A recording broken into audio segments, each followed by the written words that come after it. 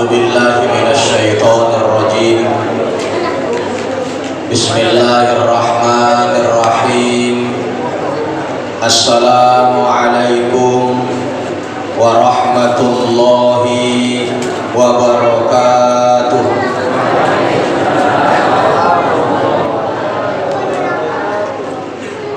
الحمد لله رب العالمين الذي جعل رمضان شهر الصيام للمؤمنين وأنزل فيه القرآن الكريم هدى للناس إلى صراط المستقيم. أشهد أن لا إله إلا الله الملك الحق المبين وأشهد أن محمدا عبده ورسوله صادق وعد الأمين. اللهم صل وسلم على سيدنا محمد وعلى آله وأصحابه ومن تبعهم بالسنة إلى يوم الدين. أما بعد. Yang pertama-tama dan yang paling utama serta yang diutamakan, segala puji kita ucapkan kepada Allah Zat yang Maha Memberi kepada setiap hamba di muka bumi.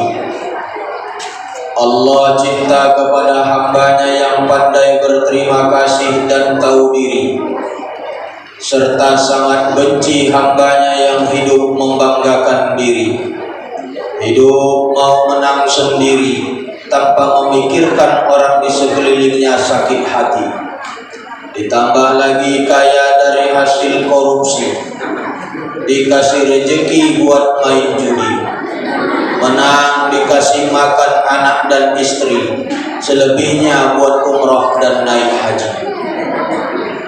Namun yakinlah Bapak dan Ibu hadirin dan hadirat sedang pendengar yang dirahmati Allah, dari sekian banyak rahmat dan nikmat yang Allah berikan kepada kita, hanya ada dua rahmat dan nikmat yang terbesar. Biar kita hidup gak punya pangkat, biar kita hidup gak punya jabatan, biar kita hidup gak punya banyak harta, asalkan dua nikmat tersebut ada di dalam dada, itulah rahmat dan nikmat iman dan Islam. Saya yakin Bapak dan Ibu yang hadir, kita tadi sholat isya berjamaah, sholat tarawih berjamaah, dan sampai saat ini kita masih duduk bersama. Insya Allah hadirnya kita ini karena iman. Amin. Selamat dan salam kita hadiahkan kepada junjungan alam baginda Rasulullah Sallallahu Alaihi Wasallam. Dialah uswah dan qudwah, contoh dan tauladan bagi setiap lapisan. Tidak ada seorang makhluk pun di muka bumi ini yang paling layak untuk kita tiru melainkan Rasulullah Sallallahu Alaihi Wasallam. Apapun profesi kita, kalau kita seorang pemimpin, maka Rasulullah adalah pemimpin yang tidak pernah berbuat zalim. Kalau kita seorang pedagang, maka Rasulullah adalah pedagang yang tidak pernah berbuat curang. Dan jika kita seorang suami, Rasulullah adalah suami yang paling adil di muka bumi ini. Setelah Khadijah wafat, 25 tahun Rasulullah berumah tangga dengan Khadijah. Lalu Khadijah wafat. 2 tahun sesudah Khadijah wafat, Rasulullah menikah lagi dengan janda lagi, Pak. Bahkan lebih tua, namanya Siti Sauda, umurnya 82 tahun. Jadi kalau bapak-bapak mau niru sunnah Nabi, silakan. Mana di Rambah Tengah Hilir ini ada janda 80 tahun nikah. Maka pantas bin wajar, ayo sama-sama Bapak dan Ibu sekalian, atas jasa beliau kita melafazkan sebintis doa yang berbunyi, Allahumma sholli ala Sayyidina Muhammad wa ala alihi Sayyidina Muhammad. Bapak Kepala Desa Rambah Tengah Hilir, Pak ya. Ini teman sekaligus sahabat saya, sudah lama kami kenalan dengan Bapak ini. Saking dekatnya kami, badan kami pun hampir mirip besar. Sudah. Serta yang saya muliakan, alim ulama, cerdik pandai, tuan-tuan guru kami, serta bapak dan ibu hadirin badan kemakmuran masjid, serta imam masjid yang saya muliakan. Saya perkenalkan diri saya dulu Pak. Nama saya Sarifullah Rangkuti. Kalau di Rokan Hulu ini Rangkuti suku putih. Rangkuti yang ini Mandailing Pak. Nah, jadi kalau mau bapak bilang aku suku putih, bantailah, saya tak bayar. Sudah, ya. Jadi saya dulu pertama ke Rokan Hulu, banyak saya lihat nama orang pakai Rangkuti. Saya pikir satu marga dengan saya. Nah, rupanya suku putih. Sudah, jadi Rangkuti ini Pak salah satu suku di Mandailing. Orangnya tak banyak, salah satu marga. Orangnya tak banyak di Mandailing sana. Kalau Nasution itu banyak, kalau Lubis itu banyak. Sudah, kalau Hasibuat itu banyak. Nah, jadi Rangkuti ini sedikit Pak. Tapi mudah-mudahan sedikit tapi orang-orang pilihan semua. Amin. Sudah, ya. Jadi saya dari Rokan Hilir tahun 2007. Saya perkenalkan dulu Pak Bu ya. Tahun 2007 saya menikah dengan orang Rokan Hilir, tepatnya Desa Bagus Salam Rokan, tempat persulukan Syekh Daud dulu Pak ya. Nah, disitulah tempat saya tinggal. Istri saya 2 Pak. Iya, dengar dulu cerita saya. Istri saya 2. Tahun 2007 saya menikah. Tahun 2019 saya kena musibah. Bertepatan tahun 1440 Hijriah, di akhir Ramadan malam ke-29 istri saya meninggal dunia. Setengah tahun sesudah itu aku menikah lagi. Apa salah? Tidak. Nah, jadi kok katanya. Nah, sudah meninggal, menikah lagi, apa salah? Kan nggak salah. Jadi rumah masih di Rokan Hilir, domisili KTP kakak masih Rokan Hilir, tapi istri saya yang kedua orang Mandailing Natal, ujung Pulau Sumatera, perbatasan dengan Pasaman Barat. Kebetulan beliau dosen di Sekolah Tinggi Agama Islam Negeri Mandailing Natal. Kebetulan beliau ASN, dia PNS. Makanya kami pisah. Alhamdulillah, karena sudah hampir 1,5 bulan kami pisah, tak tahan dia. Malam ini berangkat dia ke Banjar Bangaraya. Tadi saya telepon sudah sampai ke Singapura. Sudah. Hebat juga saya, duda anak 3, dapat dosen PNS lagi. Ah, itulah kalau dudanya agak ganteng. Dah. Jadi saya tetap orang Rokan Hilir. Rokan Hulu ini seperti rumah kedua bagi saya. Karena Rokan Hilir dengan Rokan Hulu juga berdampingan. Sudah. Jadi nama saya Sarifullah Rangkuti, pas yang dibilang tadi Rangkutinya itu Mandailing, bukan suku putih yang ada di Rokan Hulu. Bapak dan Ibu hadirin dan hadirat sedang pendengar yang dirahmati Allah. Saya malam ini tak mau bahas-bahas panjang-panjang, saya hanya mau bahas hikmah Ramadan yang terkandung dalam kalimat Ramadan. Ramadan, berapa huruf?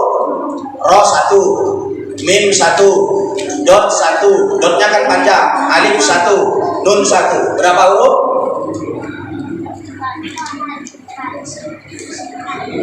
Ro 1, mim 1, dot 1, alif 1, nun 1, berapa huruf? Berapa huruf? Berapa huruf? Saya ulangi lagi.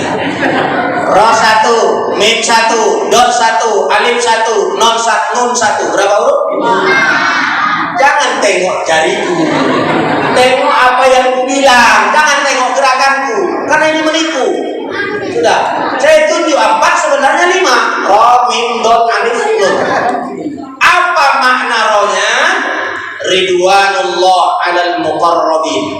Allah meridhoi orang-orang yang mendekatkan diri kepadanya. Puasa itu bahagian daripada mendekatkan diri sama Allah. Betul Pak? Betul Pak? Karena Allah panggil kita, ya ayyuhallazina amanu, hai orang-orang yang beriman. Dipanggil Allah. Kalau dia dipanggil tahu ini panggilan Allah, pasti dia datang mendekat. Makanya Ramadan itu mendekatkan diri kepada Allah. Saya tanya sama Bapak, Pak, enak nggak makan pagi? Nggak enak ya? Enak nggak bisa makan di siang hari? Enak nggak bisa merokok di pagi hari, di siang hari? Enak nggak bisa makan di sore hari? Tunggu beduk, azan datang, baru boleh makan. Enak nggak? Enak nggak bisa makan dari pagi sampai petang?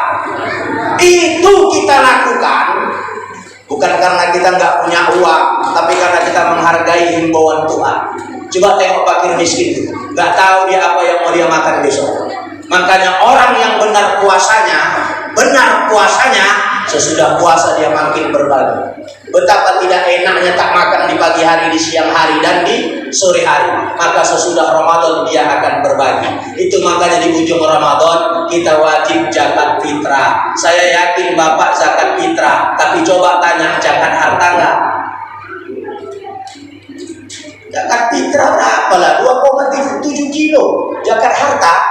Kalau Bapak yang punya penghasilan, setahun penghasilan Bapak bisa beli emas 85 gram emas, berarti Bapak wajib zakat. 85 gram emas itu kalau kali 50.000 berapa Pak? 42.500.000. Penghasilan Bapak kalau setahun 42.800.000 wajib zakat harta.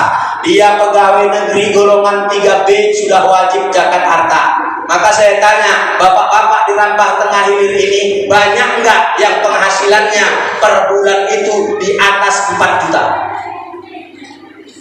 Ada? Enggak ada? Miskin-miskin berarti orang itu. Hah? Ada enggak di Rambah Tengah Hilir ini? Banyak enggak di Rambah Tengah Hilir ini yang hasilnya per bulan di atas 4 juta? Nah kalau kita mau jujur Pak, orang yang penghasilannya 4 juta ke atas ini dia bayar zakat harta, ada nggak di Rambah Tengah Hilir ini lagi orang miskin? Ada. Kalau semua kita yang berpenghasilan 45 juta umpamanya per tahun bayar zakat, cuman hitungnya Ustaz, per jutanya 2,5%, 25.000. Berarti kalau sebulan Bapak penghasilannya itu 5 juta, berarti 25.000 kali 5, berarti berapa? 125.000 per bulan. Itu bayar. Kalau mau bayar per bulan silakan, mau nunggu setahun silakan. Sekian juta, sampai ratusan juta. Ada fakir miskin, dia nggak punya ladang, beliin hasil zakat, kasih sama fakir miskin, dia tak miskin lagi. Jangan nunggu Allah yang ngambil Pak. Kalau Allah yang ngambil, suka-suka hatinya mau berapa yang diambil. Bapak punya ruko 5 pintu, ladang lebar, tapi nggak mau bayar zakat, diambil sama Allah. Gimana cara Allah mengambilnya? Dikonsletkannya rumah Bapak, terbakar rukonya sendiri. Itu cara Allah ambil. Jelas? Bapak punya kebun puluhan hektar, sudah penghasilannya banyak, nggak mau infak, nggak mau sedekah, nggak mau bayar zakat, diambil sama Allah. Di tengah panas terik matahari, ada orang lewat dari kebun Bapak, dibuangnya puntungan rokok, terbakar kebun itu semua. Gampang sama Allah. Atau satu lagi, Bapak punya penghasilan besar, tapi nggak pernah sedekah, nggak pernah infak, diambil sama Allah. Gimana caranya? Dititipin Allah penyakit, tiap 1 minggu sekali cuci darah, habis 1,5 juta. Itu cara Allah ambil. Jelas Pak? Jelas Pak? Aku mau umpamain kayak gini. Nih, jelas nih ya.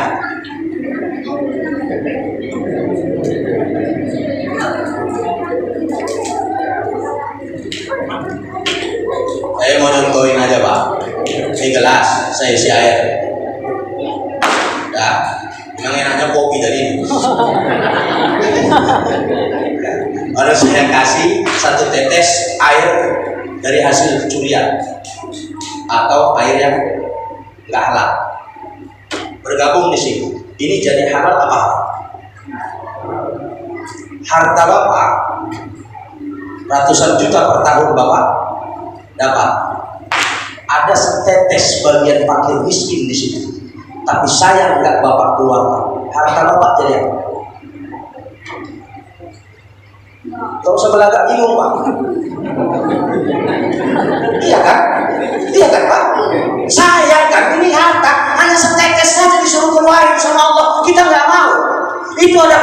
fakir miskin di situ loh. Ada hak anak yatim di surga kita keluarin, kita makan jadi penyakit. Karena sesungguhnya hidup itu yang dicari tenang, Pak. Tenang itu bisa didapatkan dengan apa? Kalau yang kita makan itu halal dan berkah.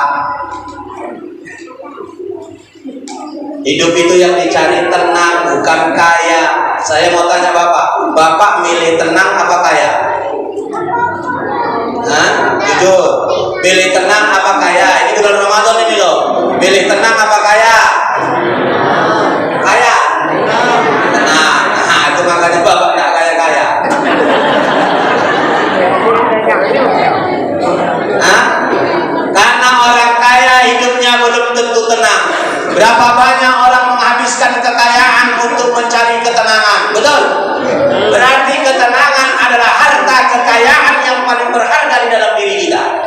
Dengan apa ketenangan itu bisa kita dapatkan? Allah bilang, ala inna bi dzikrillahi tatma'innul qulub.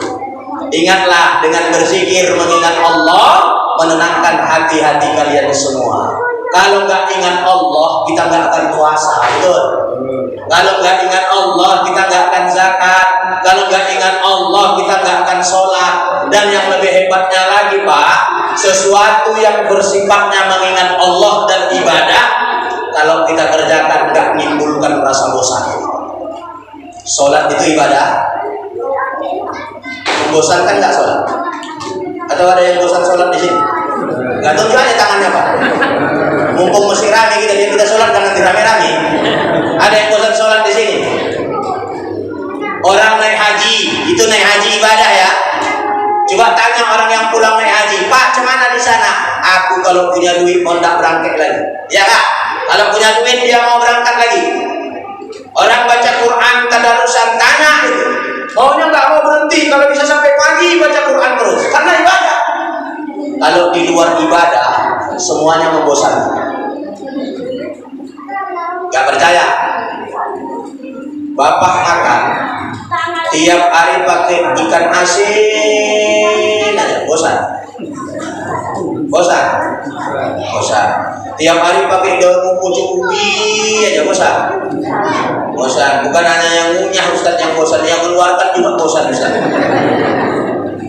Bapak makan tiap hari pakai daging aja, bosan?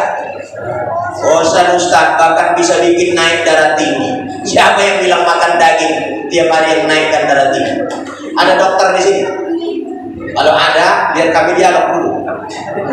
Karena menurut saya bukan makan daging tiap hari yang menaikkan darah tinggi, Pak. Makan tempe tiap hari yang bikin naik darah tinggi. Gak percaya Bapak? Istriku hari Senin dibuatkannya aku sayur tempe. Selasa tempe lagi, Rabu tempe, Kamis tempe, Jumat tempe, Sabtu tempe, Minggu tempe, Jumat Senin tempe lagi. Kira-kira naik nggak darah tinggi Bapak? Iya kan? Kalau daging tiap hari enak Pak, hari ini direndam, besok digulai, besoknya disate, enak. Tapi kalau segala sesuatu kita niatkan ibadah, insya Allah tidak membosankan. Ibu tiap hari masak, niatkan ibadah. Ya Allah, aku masakkan suamiku biar kuat dia beribadah dan kuat mencari nafkah. Insya Allah setiap masakan ibu akan berkah dan enak dirasa suami. Setiap masakan ibu dihitung pahala. Kalau pun tak enak, bilanglah enak Pak. Minta tolong saya, karena istri kita itu udah capek.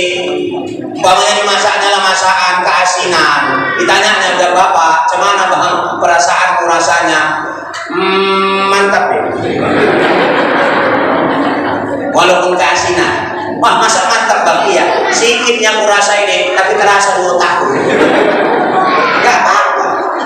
Karena perempuan ini Pak, senang dia dipuji, walaupun pujiannya itu bohong. Iya, istri kita sudah dandan lah dia, pakai bedak, pakai gincu, pakai celak mau pergi undangan. Ditanyanya kita, cemana Bang penampilan? Kupikir sehari ini kode. Kira-kira senang gak orang itu? Senang. Kita bohong gak? Bohong. Makanya perempuan itu senang dibohongin.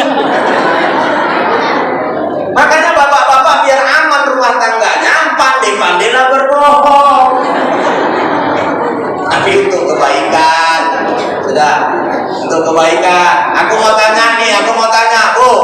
ketika awal Ramadan kemarin, ibu minta maaf nggak sama suami? Betul? Karena amalan sebelum Ramadan yang paling baik itu apa? Ketika kita seorang istri, minta maaflah dulu kepada suami sebelum masuk Ramadan. Karena Ramadan itu bulan suci. Sebelum kita masuk, sucikan dulu diri kita. Udah minta maaf istri bapak? Udah? Kata orang ini udah menurut bapak udah minta maaf. Ibu bilang udah minta maaf ya? Udah minta maaf orang itu? Jawab pak, kita laki-laki, kok takut bapak?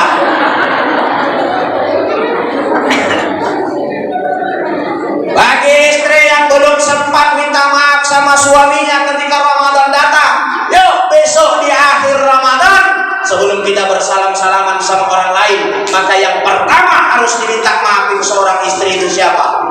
Suami. Habis sholat subuh datangi suami. Jangan sesudah sholat Id, karena sesudah sholat Id kita udah nyalamin orang. Yang pertama kita salamin itu kalau kita istri siapa? Suami kita. Datangi suami itu. Rayu dia bila perlu, yang penting dimaafkan.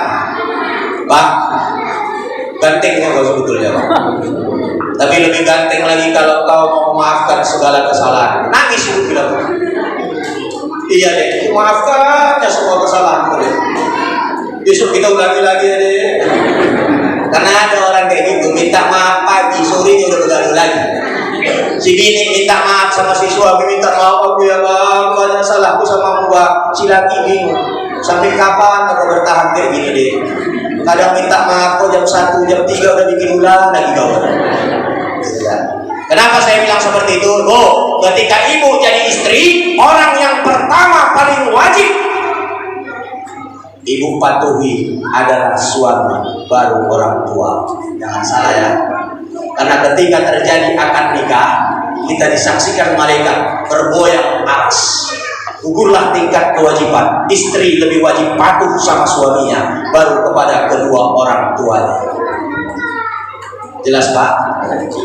Saya mau tanya sama Bapak. Asli ibu-ibu harus ibu bantai. Geser aja lah apa fotonya. Udah kenalnya orang ini, kalau betul-betul. Saya mau tanya Pak. Pak, sayangan sama emak Bapak atau sayangan sama istri?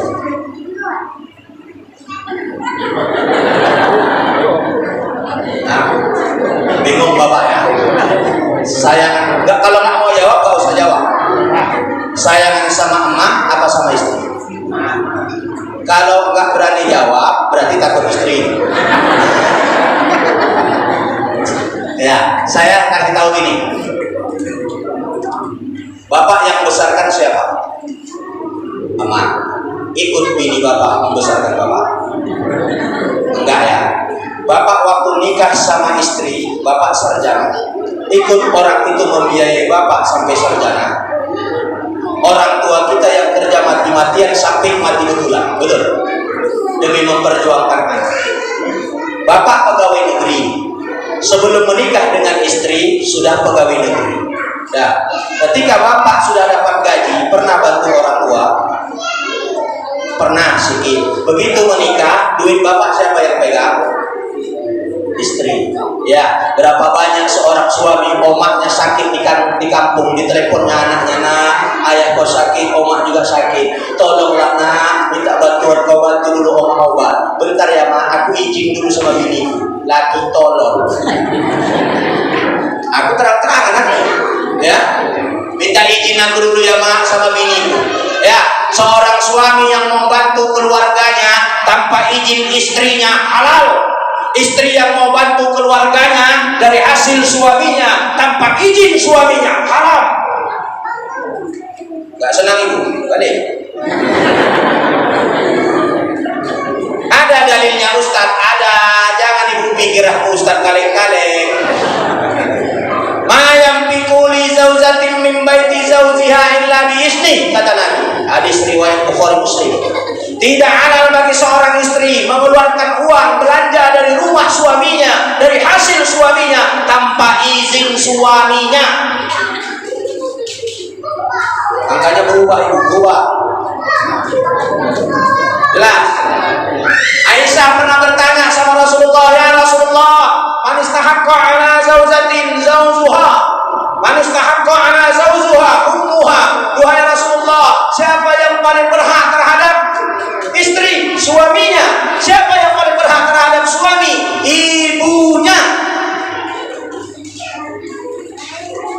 Berapa banyak gara-gara istri kita, omak kita menangis, betul? Bilang betul. Takut bapak-bapak sih, takut apa yang takutkan? Berapa banyak gara-gara bini kita, umat kita menangis, betul? Betul. Gara-gara tingkah bini kita, umat kita menangis. Ingat, surga di bawah telapak kaki ibu, bukan di bawah telapak kaki bini. Ingat bini, kunci surga istri itu ada di tangan suami. Ketika ibu jadi anak, kunci surga ibu di bawah telapak kaki ibu. Tapi ketika jadi istri, kunci surga istri ada di tangan suami. Makanya balik nanti dari sini, datangi suami. Di mana kau letakkan kuncinya, Pak? Kau kasih nggak? Sudah. Ya, Bapak dan Ibu hadirin dan hadirat sedang pendengar yang dirahmati Allah. Jadi Ramadan, rana yang pertama itu ridwanullah 'alal muqarrabin. Allah meridhoi orang-orang yang mendekatkan diri kepadanya. Allah sayang sama orang-orang yang mendekatkan diri kepadanya. Tuh. Yang kedua, maghfirullah lil ma'asi. Ampunan Allah bagi orang yang berbuat dosa. Kalau kita kaji-kaji, Pak, kita ini bukan hanya pendosa, Pak, tapi topinya dosa. Kalau mau jujur, Pak, lebih banyak dosa apa lebih banyak pahala yang kita kerjakan tiap hari? Jujur deh. Jujur, kita sendiri yang menghitung. Karena kata Sayyidina Umar, hasibu qabla an tuhasibukum. Hitung dirimu sebelum dirimu besok kena hitung. Kalau kita hitung-hitungan tiap hari, lebih banyak salah, lebih banyak dosa, atau lebih banyak pahala? Tak berdosa bapak-bapak gitu. Ulangi sekali lagi ya. Kita dalam kehidupan sehari-hari, Pak, lebih banyak pahala, lebih banyak dosa, atau lebih banyak pahala? Dosa, Pak ya. Kalau melihat dosa kita, layak nggak kita masuk surga, Pak? Nggak layak. Tapi yang kita harapkan setiap hari kita minta rahmat Allah, mudah-mudahan Dia masukkan kita ke dalam surga. Kalau kita hitung-hitung, Pak, mulut kita ini paling-paling 100 kali berzikir, 100 kali beristighfar, tapi 200 kali nyeritain orang. Betul? Betul. Mulut kita ini paling hebat, 100 kali istighfar, tapi 200 kali nyeritain tetangga, 100 kali nyeritain mertua, 50 kali nyeritain suami. Tekor kan? Makanya Ramadan ini bukan hanya bulan menahan makan dan minum, tapi menahan omongan supaya jangan menceritai aib orang. Karena besok orang di akhirat masuk neraka, Pak, ditanya apa yang menyebabkan mereka masuk neraka. Mulut ini jahat, Pak. Indonesia kita ini ribut gara-gara mulut. Betul? Betul. Indonesia kita ini ribut gara-gara mulut. Rumah tangga kita ribut gara-gara mulut. Kita bertetangga gak akur gara-gara mulut. Makanya berulang-ulang sering saya bilang, buat apa punya bibir manis, lipstik harga mahal, tapi kalau ngomong suka menyakitkan hati orang. Pak Gus, maaf, punya bibir sumbing tapi gak pernah nyeritain orang. Sumbing itu sebuah kekurangan, tapi hakikatnya sebuah kelebihan, Pak. Orang sumbing kujamin gak punya dosa mulut. Karena kalau dia nyeritain orang, gak ada yang pas dia ceritain. Itu deh, Pak. Iya. Makanya buat apa punya bibir manis, lipstik harga mahal, tapi ngomong suka menyakitkan hati orang. Manusia ini, Pak, kalau udah gak senang nengok manusia, nunjuknya gak pakai jari, mulutnya dibuat dulu. Ya kan? Kau mau marah kok? Ya kan? Mau makan gitu, kalau udah gak senang gini-gini mulut. Sudah. Makanya mulut ini jahat. Ketika Ramadan Rasulullah bilang, laisa siyami minal aqli wasum, fa in sa'abaka ahadun aw jahdun faqul inni shaimun. Puasa itu bukan hanya sekedar menahan lapar, menahan makan dan minum, tapi juga mampu menahan mulut dari menceritai orang. Jika ada orang yang mengajak kita berbuat jahat, bilanglah, saya lagi puasa. Mata saya puasakan dari melihat yang kotor-kotor. Mulut saya puasakan dari berbicara yang kotor dan menceritain orang. Sudah. Jadi Ramadan ini bulan di mana Allah buka pengampunan sebesar-besarnya. Rasulullah bilang, wa man ada kamistil khair kaman ada faridatan bima siwahu. Siapa orang yang beramal kebaikan amalan sunnah di bulan Ramadan, diganti Allah pahalanya seperti, diganjar Allah pahalanya seperti orang yang beramal wajib di bulan lain. Bapak sholat sunnah pahalanya sama dengan sholat wajib. Bahkan dalam hadis yang lain, setiap satu kebaikan dilipat gandakan menjadi 10 kebaikan, bahkan menjadi 100.000 kebaikan. Bayangkan indahnya Ramadan itu.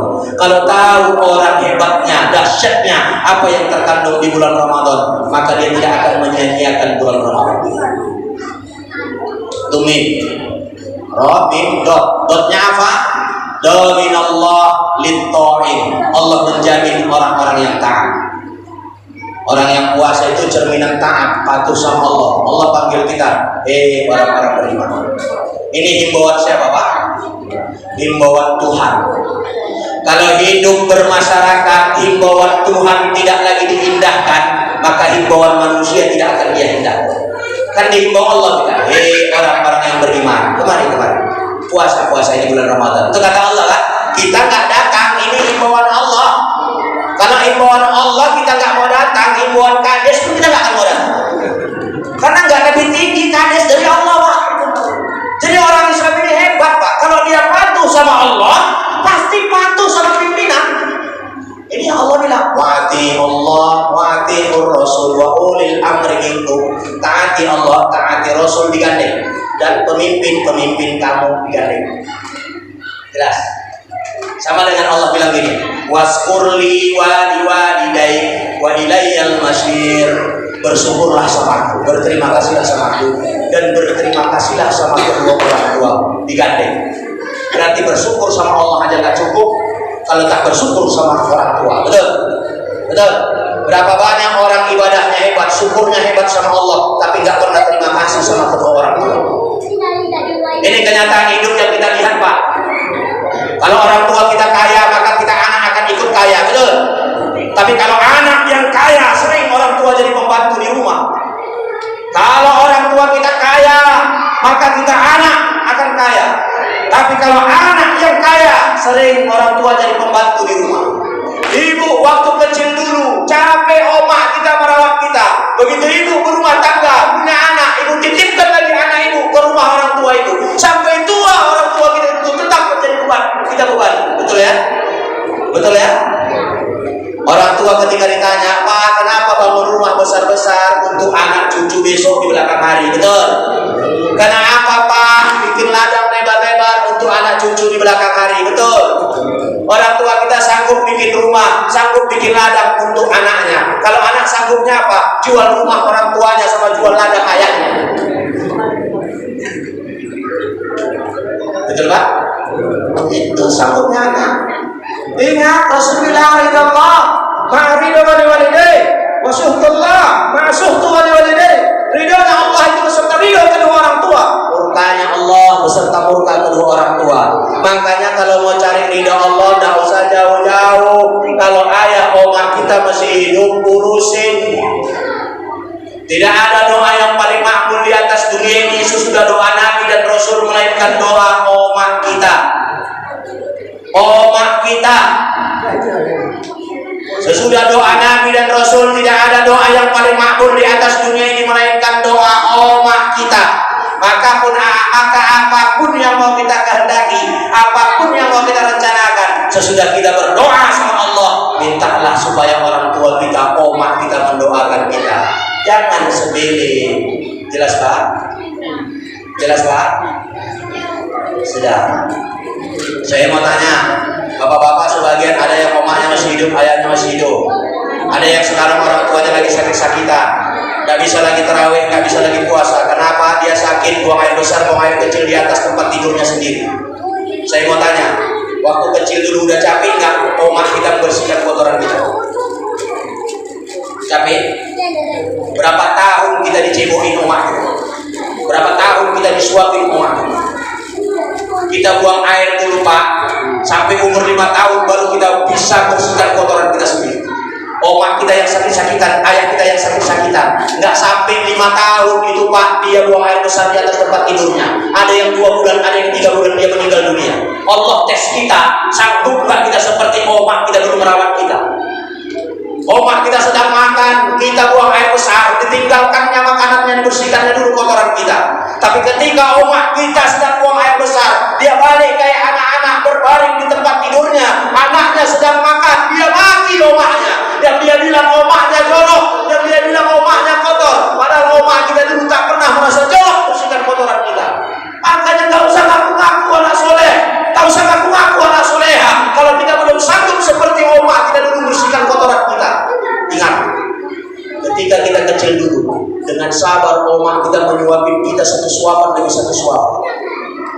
Satu suapan demi satu suapan.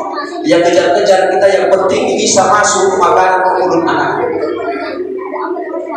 Ketika orang tua kita sudah tua, giginya sudah tidak ada, badannya sudah hilang. Coba tanya berapa kali kita menyuapinya dalam satu hari. Bahkan terkadang kita jarang kali bertanya, apakah si omah ini sudah makan?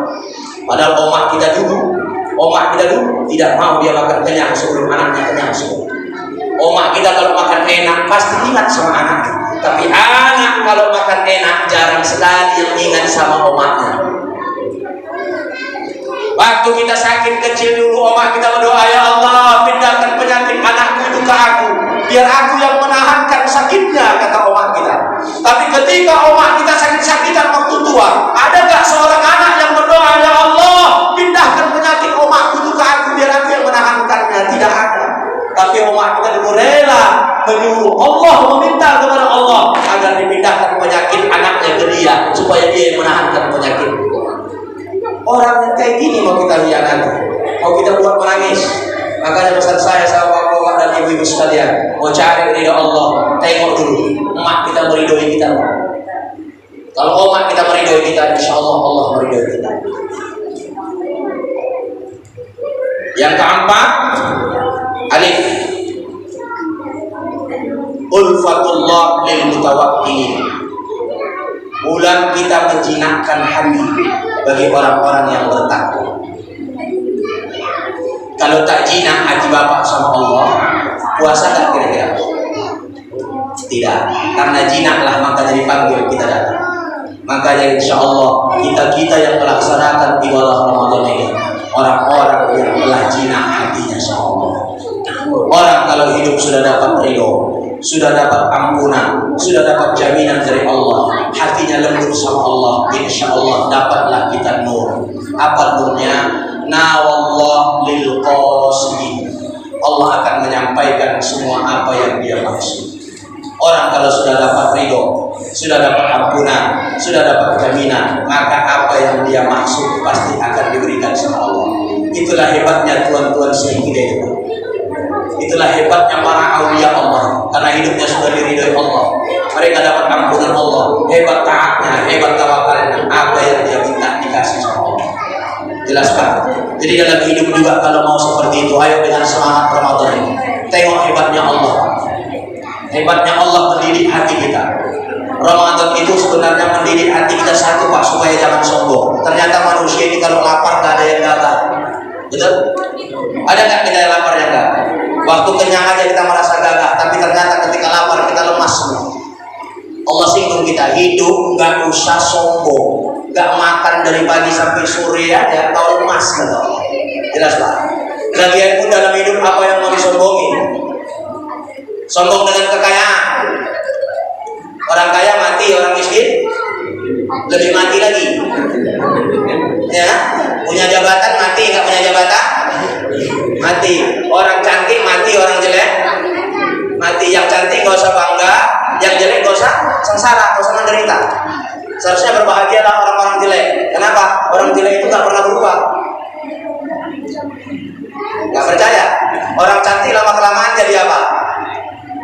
Jelek. Orang jelek lama kelamaan tetap jelek, dia makin parah lagi jelek. Maka nggak usah kecewa ya. Allah itu mengambil. Bapak dikasih istri gemuk, alhamdulillah. Dapat suami gemuk, alhamdulillah. Kenapa? Kita balik kampung nggak tahu orang kita susah. Iya kan? Aku balik kampung karena istriku gemuk, aku gemuk. Kalau balik kampung aku pikir orang aku senang. Sekarang kamu lebih senang hidupmu sekarangnya. Kenapa? Tengok binimu tuh tumbuhnya macam lembu kan. Sudah ya? Punya bini kurus, alhamdulillah. Pergi ke ladang, kepleset, enak menaikkannya balik. Nah, jatuh boleh. Nah. Jadi kalau semua kita syukurin Pak, hidup ini nggak stres, bahkan hidup kita akan fresh. Makanya punya satu Ramadan itu mendidik kita supaya syukur, banyak syukur dan jangan sombong. Lagian apa yang mau disombongin dalam hidup? Atau kita ada dari tanah, betul? Kita makan dari sesuatu yang ditanam di tanah, betul? Membangun rumah di tanah, mati dikubur di dalam tanah, dimakanin cacing tanah, kita buang air besar, WC kita, septic tanknya di mana? Di dalam tanah. Buang ludah jatuhnya kemana? Ke tanah, betul. Tiap hari yang kita pijak apa? Tanah. Itu antum kita potong ada menjadikan Allah dari tanah. Jadi nggak usah sombong. Saya tahu bapak di Rambah Tengah ini yang paling kaya, tapi nggak usah sombong. Cukuplah korun yang jadi bukti orang sombong yang ditenggelamkan Allah. Cuman Ustaz kayaknya korun, kunci gudangnya terbuat dari emas 2 ekor unta baru sanggup bawanya. Kalau 1 ekor unta mampu membawa beban 100 kilo, berarti kunci gudang korun terbuat dari emas 200 kilo Pak berarti. Mesti kunci gudangnya, belum isinya. Sombong ditenggelamkan sama Allah. Apa sombongnya korun? Tak mau zakat, tak mau infak, tak mau sholat. Di Rambah Tengah Hilir ini ada orang yang sekaya korun? Tidak ada. Yang sesombong korun?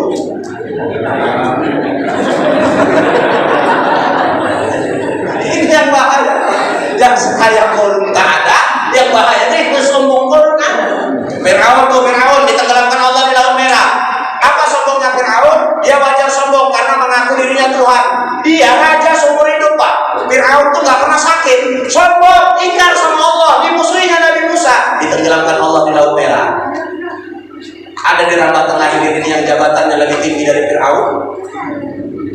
Ada? Tapi yang sombongnya kayak Fir'aun? Sudah. Jelas Ustaz, itu kan Adam yang dijadikan dari tanah, ya. Kita dijadikan Allah dari setetes air yang hina. Betul Pak? Betul ya, maaf ya. Air yang hina itu keluar dari kemaluan makhluknya, keluarnya kotoran. Sederajat tempat keluar kita dengan kotoran. Betul? Betul. Sederajat kan tempat kita waktu dilahirkan omak kita dengan tempat keluarnya kotoran. Sederajat. Apalagi yang mau disombongin? Ada yang mau disombongin? Sudah, nggak perlu ada yang mau disombongin. Tapi insya Allah, alhamdulillah, orang Rambah Tengah Hilir ini tak ada yang sombong-sombong. Sebenarnya saya maju tadi waktu Bapak ambil saya dari situ suruh ujung ke depan. Karena dalam Islam al-isaru bil urubi makruh wa fi ghairiha mahbub. Mendahulukan orang berbuat baik, berbuat sunnah, berbuat mendekatkan diri kepada Allah, itu makruh hukum. Kalau aku tadi udah di belakang, biarkan aja, kau coba aku depan. Kenapa? Yang duluan tetap di luar. Kenapa? Dalam masjid tidak ada kasta. Cuman aku merasa terhormat dari dipanggil dari sini. Aku pikir spesial di sini sejadah. Rupanya sama juga. Pengertiannya bagaimana Pak? Kita tak perlu mau terlalu dihormati. Saya pernah dulu ceramah di Bagan Batu. Satu pun panitia tak ada yang menyalahi saya. Karena saya juga yang salah. Saya turun pakai baju kaos, tak pakai lubang, pakai sepatu, baju masuk. Satu pun orang tak ada yang menyalahi. Aku senyum-senyum. Panitianya bingung. Ustadznya mana ya? Ustadznya mana ya? Dia tak tahu saya sudah hadir di sini. Begitu saya tengok panitianya bingung, ku ambil bajuku, ku ambil lubangku, ku ambil sepatu. Orangnya tetap sama tapi pakaiannya beda. Semua orang nyalahi. Ustaz ya, aku batin sama yang tadi apa bedanya Bu? Sudah, ya Pak, itulah kebiasaan kita Pak. Jangan biasakan menghargai dan menghormati orang karena pakaiannya, tapi biasakanlah menghargai orang karena manusia. Orang makin tinggi ilmu agamanya, makin memanusiakan manusia. Ya Pak, kalau ada orang belajar ilmu agama sepele sama orang lain, maka sebenarnya belum mantap pelajaran agama. Ada orang kampung kita ini 2 bulan belajar di luar. Ustaz-ustaz yang ada di kampung ini semua disalahkan. Wah, tidak, bidah. Itu kami dia baru 2 bulan atau itu sampai lumutan di pesantren tak pernah mengkafirkan orang. Sekarang kan bahaya. Sholat tarawih sekian rakaat salah.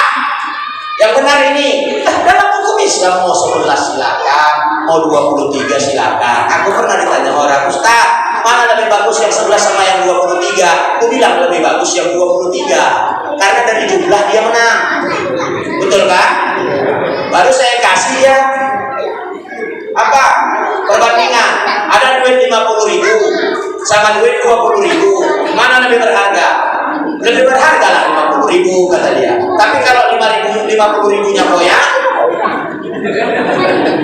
mana lebih berharga? Lebih berharga lah 20.000. Bapak sholat 23 rakaat dengan sholat 11 rakaat, yang 23 rakaat hati bapak koyak-koyak, lebih bagus kan 11 ya kan gitu. Apalagi kadang-kadang kalau imamnya agak lapar, kalau tadi mantap, sedap, santai, karena makna tarawih itu santai. Kalau di kampung kami dulu, kalau mau sholat tarawih ditengoknya dulu jadwal imam. Hari pertama bapak aku ini tak datang. Kenapa? Lambat keluar di kalau dia bawa sholat. Diukurnya. Sudah, ya. Tapi kalau imam kita tadi mantap, pas, sudah tenang kita membaca. Kenapa? Makna tarawih itu tenang. Dan pesan saya sama bapak-bapak sekalian, udahlah, tak usah kita perselisihkan hal-hal yang seperti itu. Makanya kita senang tadi selesai sholat kita masih selawatan, selesai sholat kita masih tahlil, selesai sholat kita masih berdoa bersama. Walaupun ini tidak bagian daripada rukun sholat, tapi ini bagian dari tradisi yang baik. Sudah, ya Pak, bagian dari tradisi yang baik. Sudah. Jamaah itu hadirin dan hadirat saudara pendengar yang dirahmati Allah. Ro udah, mim udah, dot udah, alif udah, nun udah. Ya udahlah habis, ada lagi. Ya udah habis. Aku janji tadi kan yang 5 ini yang aku bahas. Aku tak mau ingkar janji. Ro-nya apa, mimnya apa, dotnya apa, alifnya apa, nunnya apa. Wajar lah, sejam aku udah ngomong, wajar lah. Ya Bapak ya, cukup Bapak ya. Insyaallah lain kesempatan kita akan jumpa. Pesan saya sama Bapak, tandai muka saya. Dah, kalau Bapak jumpa saya nanti di luaran, tolong tegur saya. Tandai muka saya, tandai mobil saya. Karena saya sering kadang-kadang Pak kecapean tidur di pinggir jalan. Kalau nampak Bapak mobil saya itu saya di dalamnya, saya tidur di pinggir jalan, tolong bangun, Ustaz. Bangun Ustaz. Kasihlah ketumpangan Bapak. Jangan Bapak bangun ya, aja, habis itu Bapak biarkan. Nah, tanyalah, Ustaz udah tidur di mana? Ustaz udah makan. Nah, itu baru keren Bapak. Ya, terima kasih atas segala pendengaran. Mohon maaf atas segala kekurangan. Untuk mengambil tabarruknya, kita doa bersama Bapak-bapak dari ibu sekalian ya. Nauzubillahi minasyaitonirrajim. Bismillahirrahmanirrahim.